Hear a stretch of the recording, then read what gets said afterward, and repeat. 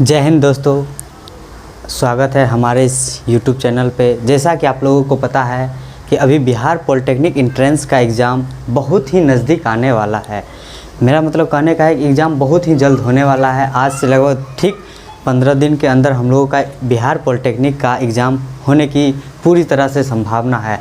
तो इसी से रिलेटेड मैं आप लोगों के लिए एक बहुत ही इम्पोर्टेंट क्लास लेके आया हूँ, जिसमें आप लोगों को बताऊँगा कि एक पूरे सब्जेक्ट को कैसे मैं एक छोटे से क्रैश कोर्स के माध्यम से आप लोगों को रिवीजन करने के माध्यम से मैं आप लोगों के लिए क्लास लाया हूं। जैसा कि आप लोग पता है कि मैंने पिछले क्लास यानी कि इससे पहले भी मैं बहुत सारा क्लास लिया हूं, लगभग 5 से 7 क्लास लिया हूं, जो कि ऑब्जेक्टिव के माध्यम से लिया हूं। लेकिन मैंने सोचा क्यों ना आप लोगों को सब्जेक्टिव के माध्यम से भी आप लोगों को एक प्रकार का रिवीजन करने की कोशिश करें। तो इसी प्रकार से मैंने आप लोगों के लिए एक सब्जेक्ट को एक निचोड़, एक तरह समझे कि एक सब्जेक्ट है ना, उसका निचोड़ लाने की कोशिश किया हूँ। किसका? तो फिजिक्स क्लास फिजिक्स यानी भौतिकी विज्ञान में आप लोगों को क्या क्या पढ़ना है, कितने प्रकार से है, कहाँ से क्वेश्चन ज़्यादा आते हैं, क्या टॉपिक आप लोगों को लास्ट समय पे जाके पढ़ के जाना होगा, ये सब चीज़ के बारे में मैं आप लोगों के साथ डील करने वाला हूँ। तो नमस्कार दोस्तों, मेरा नाम है विकास लिटिल मास्टर,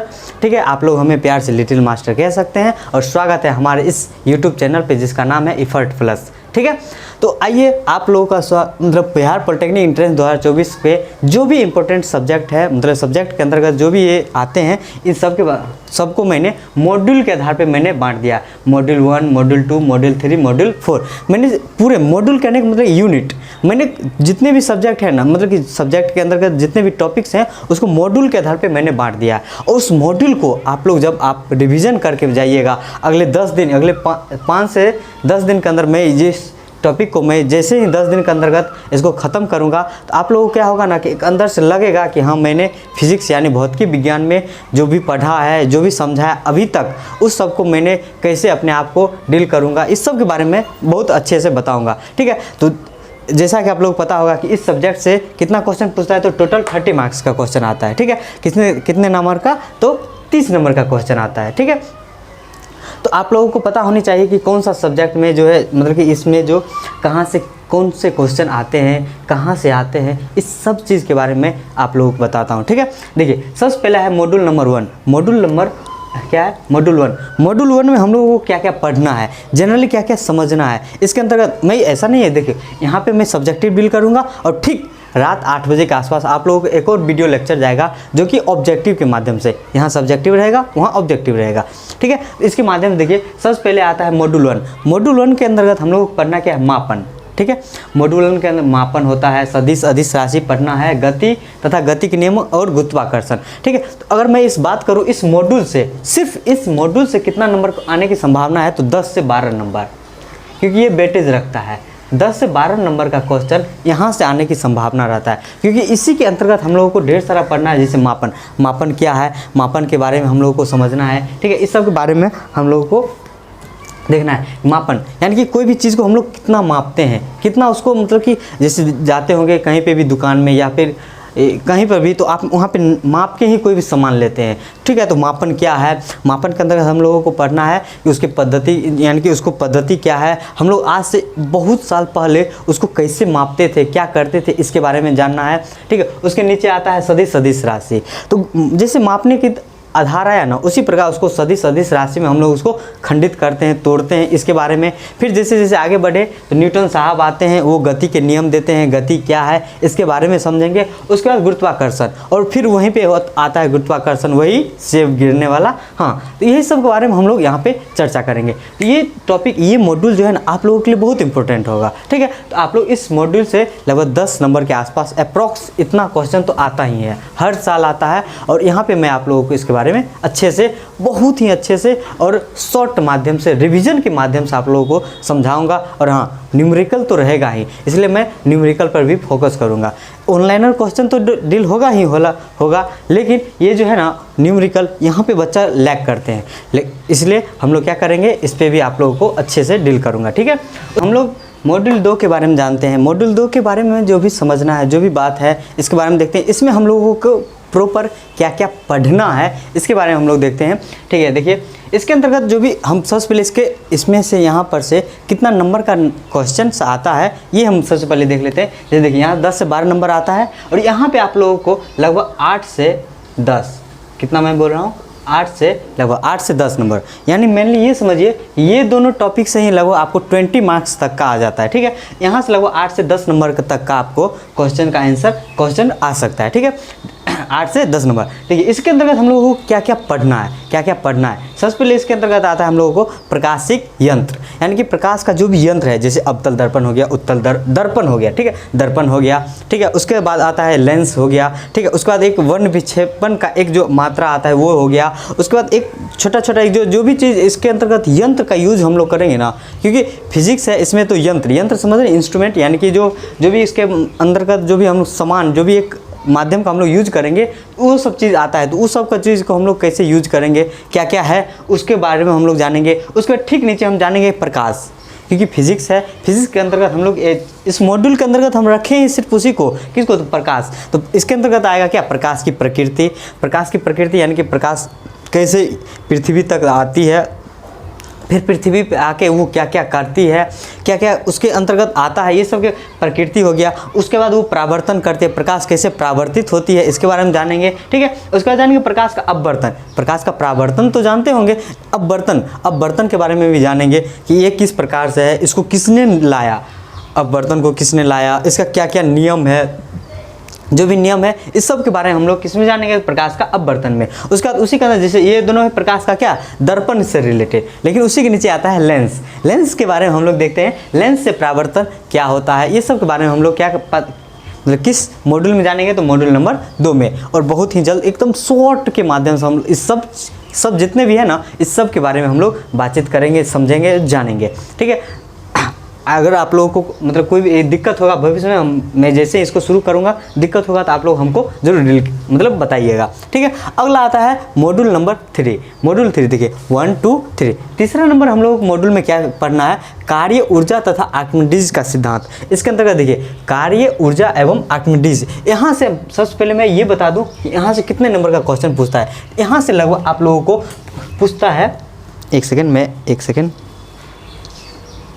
ठीक है, यहाँ से लगभग आप लोगों को क्वेश्चन पूछने की संभावना रहता है 5 से लगभग समझिए ना 5 से 6 नंबर का, 5 से 6 मार्क्स का यहाँ से क्वेश्चन पूछ सकता है। कितना नंबर से, 5 से 6 नंबर। कितना देखिए कार्य ऊर्जा तथा, क्योंकि यहाँ से पूछता है कार्य की ऐसा मात्रा क्या है, कार्य क्या है। ठीक है, इस पर यहाँ से भी न्यूमेरिकल आता है, यहाँ से न्यूमेरिकल आने की संभावना कम रहता है। यहाँ से 1-2 न्यूमेरिकल पूछता है, सब ज़्यादा न्यूमेरिकल पूछेगा, एक यहाँ से पूछेगा।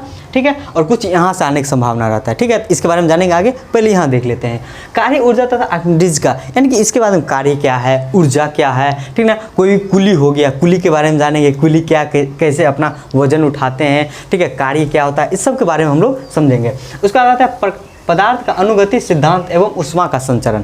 प्रकाश में जो भी अनुगति होता है, प्रकाश में जैसे कि कोई भी जो प्रकाश के अंतर्गत, प्रकाश नहीं है, पदार्थ है, पदार्थ के अंतर्गत जो भी गति करता है कोई भी, तो वो कैसे करता है, क्या बिहेवियर उसका होता है ना, इस सब के बारे में हम लोग शॉर्ट टर्म में समझेंगे। उसके नीचे आता है तरंग गति और तथा ध्वनि। देखिए तरंग का गति, जो भी तरंग है, ठीक है, तरंग जो भी उसके अंतर्गत आता है, कहने के अंदर सेंस हो गया कि उसके अंदर जो भी चाल होता है, जैसे तरंग धैर्य हो गया। ठीक है, उसमें कैसे उसका मतलब आवर्तकाल होता है, दोलन गति, इस सब के बारे में हम लोग क्या करेंगे, इस मॉड्यूल के अंतर्गत समझेंगे। यहाँ से भी अच्छा खासा वेटेज है। ठीक है, उसके नीचे आता है मॉड्यूल नंबर 4। हम लोग चलते हैं नेक्स्ट, और हम लोगों का लास्ट मॉड्यूल रहेगा। इस मॉड्यूल से हम लोगों को बहुत अच्छे से समझने को मिलेगा। देखिए यहाँ से हम लोगों को पढ़ना है विद्युत धारा, विभव तथा विद्युत सेल।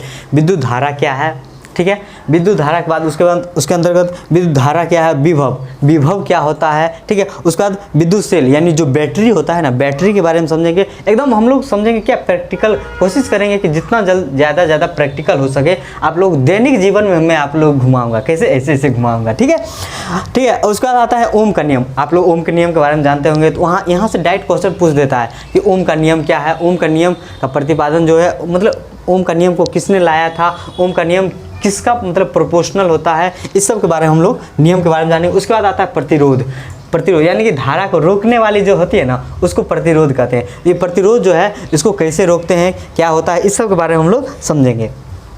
उसका आता है सेल का संयोजन, सेल जो भी है उसका संयोजन कैसे होता है, इस सब छोटे छोटे बात है, छोटा छोटा चीज़ है, लेकिन क्वेश्चन अच्छा खासा पूछता है। ठीक है, यहाँ से 1 लाइनर क्वेश्चन अच्छा खासा आता है, तो मैं उसी हिसाब से बताऊंगा। उसका आता है धारा का चुंबकीय प्रभाव। अब जैसे कि देखिए, धारा का चुंबकीय प्रभाव करने का इन द सेंस ये हो गया कि कोई धारा है, ठीक है, धारा यानी कि कोई मतलब कि करंट फ्लो हो रहा है, उसके बीच में अगर आप चुंबक रख दीजिएगा ना, तो उसका कैसे प्रभाव होता है, वो कैसे अपने आप को रिएक्ट करता है ना, इस सब के बारे में हम लोग समझेंगे। एकदम पिक्चर यानी डायग्राम के मदद से हम लोग इस सब को समझेंगे। और उसका प्रेरण यानी प्रेरण क्या होता है, इस सब के बस आप लोगों को बिहार पॉलिटेक्निक एंट्रेंस के एग्ज़ाम में बस इतना ही पढ़ना है। इतना में ही आप लोगों को 30 नंबर को गेन है। 30 नंबर में मैं कोशिश करूंगा आपको 27 से 28 नंबर का यहाँ पे आपको डील कर दूंगा।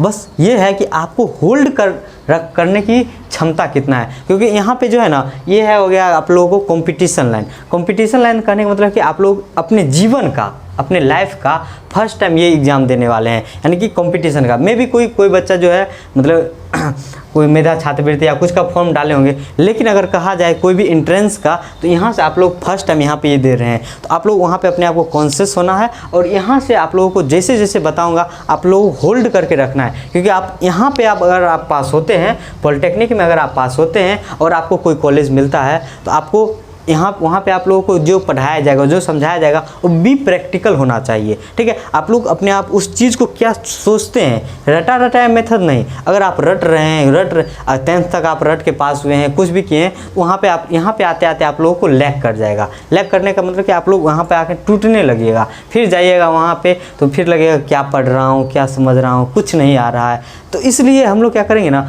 इसको उसी हिसाब से मैं आप लोगों को बताऊंगा जैसा कि मैंने फील किया, मैंने पढ़ा और मैंने सिलेक्शन लिया, और मैंने इस यहाँ पे आज मैं आप लोगों को पॉलिटेक्निक एंट्रेंस का जो भी एग्ज़ाम निकाल के वहाँ पे कोर्स कंप्लीट करके मैं आज यहाँ पे खड़ा हूँ। इस सब के बारे में आप लोग धीरे आने वाला क्लास में मैं बताऊँगा, मैं कौन हूँ, मेरे बारे में, मैं कहाँ से क्लास किया, क्या किया, ये सब के बारे में धीरे धीरे बताऊंगा।